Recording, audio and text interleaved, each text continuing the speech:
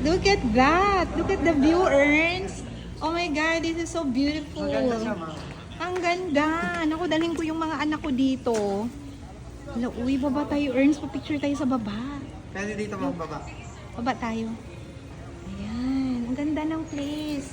Now I understand, sabi mo, puntahan ng mga artista to. Kasi maganda talaga. Tsaka ano, talagang private. May pagka-private siya. Medyo privacy lang siya. Oo nga, it looks Compare pricey. sa, It really looks pricey naman talaga. No doubt. Let's see. May gym din dito. Aseya. Oo, there's also gym. Aseya. Aseya.